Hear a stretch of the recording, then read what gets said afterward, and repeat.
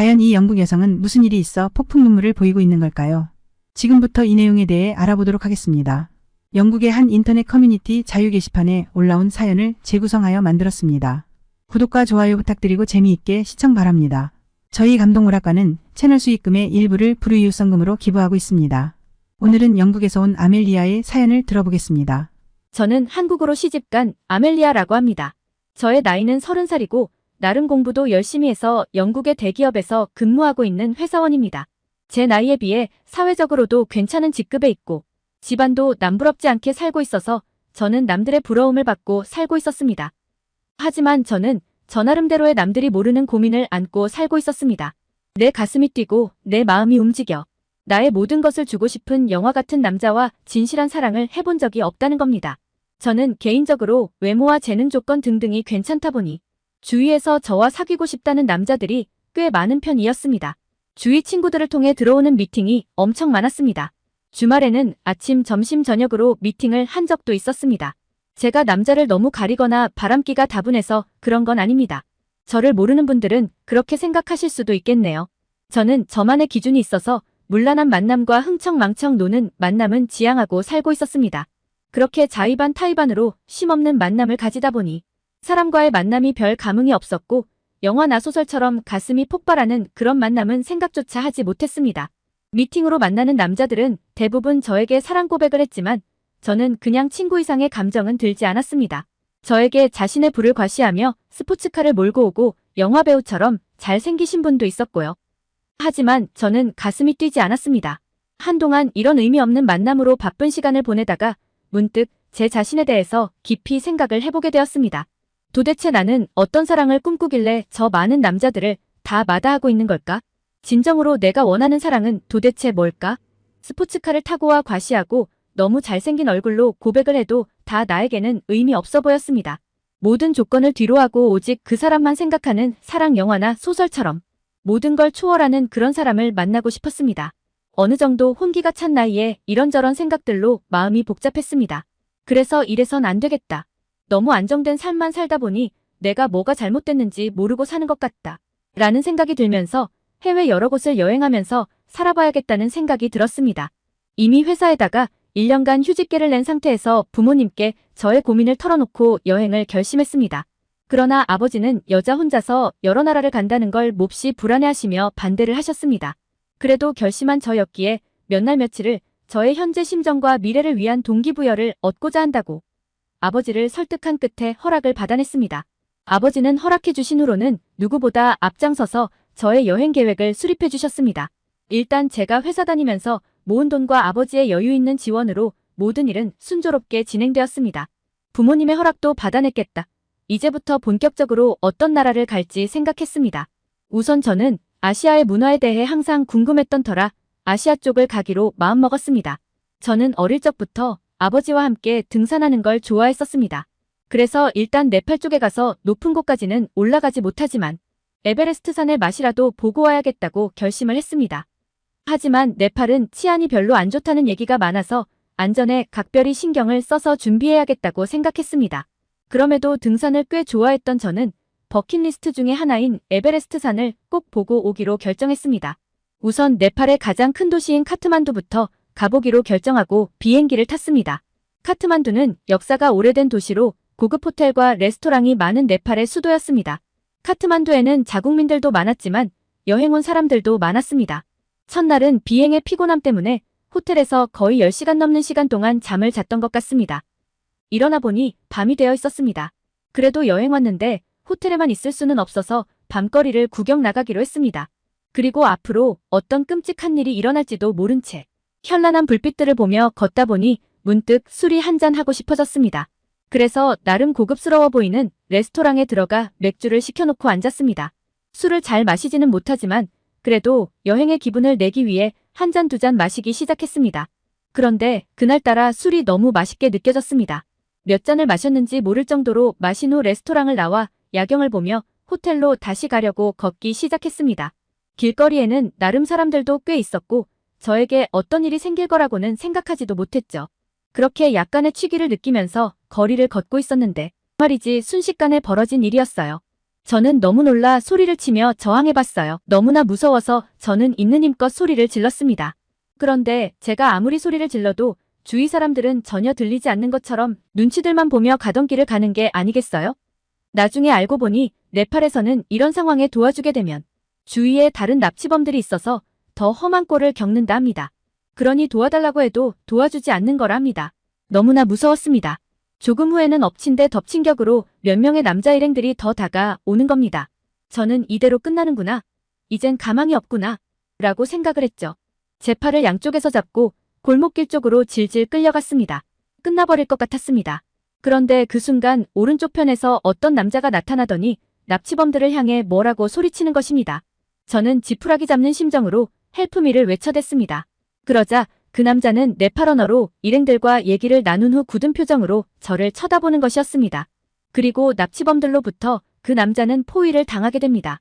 그 남자는 키는 180 정도의 날렵한 몸을 가지고 있어 보였습니다.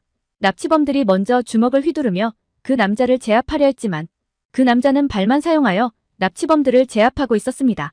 그러자 남자는 저에게 다가와 영어로 납치범들이 금방 일어나 쫓아올 수 있으니 뛰자는 겁니다. 그래서 정신없이 한참을 그 남자분과 뛰어갔습니다. 어느 정도 뛰었는지 모르지만 사람들이 많이 모여있는 광장 같은 곳에 도착하게 되었습니다. 마침 근처에 편의점이 있어 그 남자분은 물을 한 통 사와 저에게 마시라고 했습니다. 그 남자분은 네팔이 치안이 안 좋다는 것은 알았지만 사람들 많은 길거리인데 납치를 하려고 했던 것과 그걸 보는 사람들이 아무 행동을 하지 않는 것을 보고 너무나 화가 나서 뛰어들었다고 합니다. 그러면서 저에게 그래도 여성분이시니 네팔에서 밤에 혼자 돌아다니는 건 너무 위험하다며 조언을 해주었습니다. 인생의 은인 같은 분이라 그래도 살해는 해야겠기에 근처에서 식사 대접이라도 하려고 하였습니다. 그러나 그분은 한사코 거절하시며 그냥 편의점에서 간단한 음료수나 사주시면 좋겠다고 하셨습니다. 둘은 음료수를 싸와 광장 벤치에 앉아서 잠깐 얘기를 나누게 되었습니다.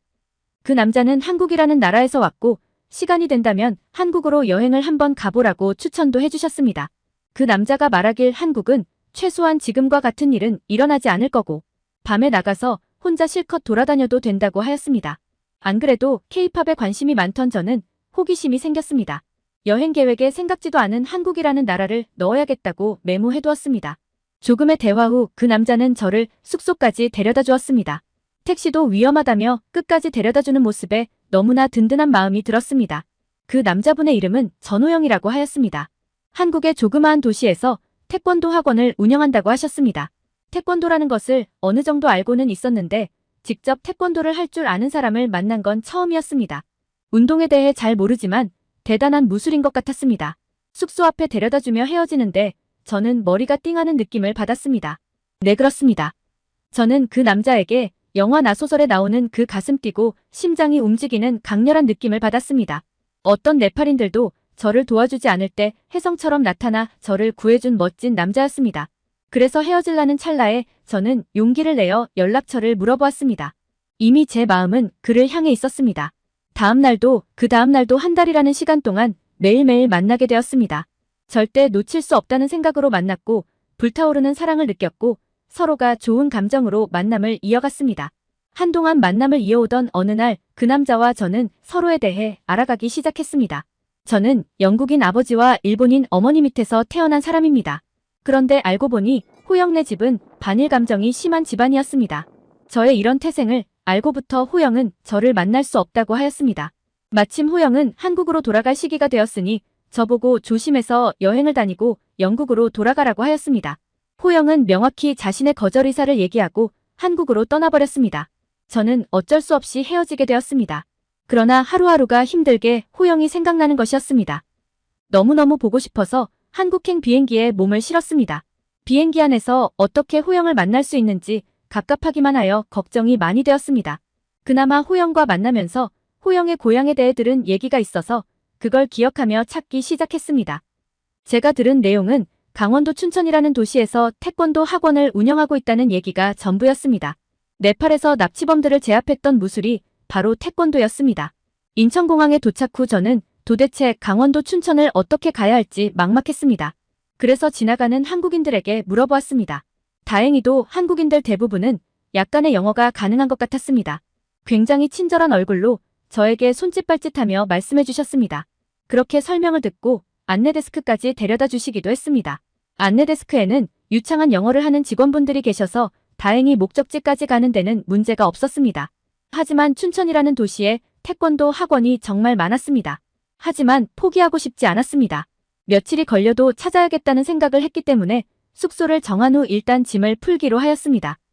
그러나 다음날 아침에 일어나서 어떻게 돌아다닐지를 몰라 하루 종일 숙소에서 시간을 보냈습니다. 그러다가 문득 이러고 있으면 안 된다는 생각에 일단 동네 산책이라도 해야겠다고 나가게 되었습니다. 밤거리를 걸어다니니 시원한 바람과 야경이 일품이었습니다. 호영이 얘기한 대로 한국의 밤거리는 치안이 안전해 보였습니다. 가끔씩 환한 웃음으로 인사하시는 분도 계셨고 전혀 다른 일이 일어날 것 같지 않았습니다. 그렇게 마음을 추스린 후 다음 날부터 태권도 학원이라는 곳을 찾아보기로 하였습니다. 그런데 처음에 찾아간 태권도 학원에서 바로 호영을 아는 사람을 만났습니다. 그 사람 말에 의하면 춘천은 작은 도시라 태권도를 한다면 서로 다 연관이 되어 있다고 하였습니다. 왜 찾냐고 하여 저에게 너무도 고마운 분이셔서 꼭 만나야 한다고 부탁했습니다. 그분은 수업이 끝나시자마자 저를 차에 태워 호영이 운영하는 학원으로 데려다 주었습니다. 정말 한국 사람들은 친절이 몸에 배어있는 것 같았습니다. 학원에 들어서자마자 호영은 저를 알아보며 너무도 놀란 눈으로 쳐다보았습니다. 저는 호영이 네팔에서 떠난 후 단 하루도 잊은 적이 없고 너무나 보고 싶고 같이 있고 싶어서 오게 되었다고 했습니다. 호영은 그렇게 싫지는 않았는지 그래도 웃어주었습니다. 저는 맘을 먹고 호영 학원 근처에 숙소를 구한 후 매일매일 태권도 학원에 드나들었습니다. 끝나는 시간에는 청소도 같이 하며 시간을 보냈습니다. 한 달 넘게 그렇게 하니 호영도 조금씩 마음을 열기 시작하였습니다. 호영은 저에게 자기 부모님을 설득하려면 한일 관계에 대해 알아야 한다며 책 한 권을 내어주었습니다. 저는 호영이 승낙해주는 의미로 준 책이라 생각하고 열심히 읽기 시작했습니다. 읽다 보니 눈물이 나기 시작했습니다. 왜 그렇게 호영 부모님이 일본을 싫어할 수밖에 없었는지에 대해서 깨닫게 되었습니다. 저는 다 읽은 후 호영 부모님을 만나 뵈러 호영과 함께 갔습니다. 말은 통하지 않았지만 호영 부모님을 만났을 때 여러 가지 감정으로 인해 눈물이 났습니다. 호영은 그동안 있었던 일들을 부모님께 잘 얘기해 주었고 부모님들도 저의 성의 있는 태도에 어느 정도 승낙을 해주셨습니다. 저는 그 책을 통해 많은 감정을 느낀 만큼 한국의 역사에 관심을 가지는 계기가 되었습니다. 저의 어머니가 일본인이지만 어머니 또한 일본이 잘못한 거라고 말씀해 주셨습니다. 그 얘기도 호영 부모님께 전해드렸습니다. 호영 부모님은 저의 이런 점들에 감동을 하셔서 모든 걸 허락해 주셨습니다. 저는 지금 호영 부모님 집에서 호영과 함께 잘 살고 있으며 위안부 관련 단체에서 봉사활동을 하며 하루하루를 보내고 있습니다. 한국에서 생활하는 모든 것이 좋은 것 같습니다. 영국이 선진국이라고는 하지만 한국에서의 생활은 엄청난 인프라로 인한 편리함과 안전한 치안으로 인해 영국보다 훨씬 편한 생활을 하고 있습니다. 지금 제가 제일 좋아하는 건 밤에 나가 러닝을 할 수 있다는 겁니다. 그 누구도 제게 해코지 하지 않으니 말이죠. 조만간 영국의 부모님들을 모셔와 이 모든 것들을 경험해드리게 하고 싶습니다. 그리고 일본이 위안부 문제를 해결하는 그날까지 저는 이곳 한국에서 끝까지 싸울 것입니다. 제 사연은 여기까지입니다. 끝까지 읽어주셔서 감사합니다. 여러분 아멜리아의 사연을 어떻게 보셨나요? 호영에 대한 사랑과 한국에 대한 사랑으로 연고도 없는 한국으로 달려온 그녀의 멋진 열정과 용기에 박수를 보냅니다. 감동오락관은 여러분의 감동적이고 가슴 따뜻한 사연을 기다리고 있습니다. 구독과 좋아요는 무료이니 마음껏 눌러주세요. 여러분들의 소중한 사연을 제보해 주실 분들이 있다면 댓글이나 메일로 남겨주시면 이야기로 만들어 드리겠습니다.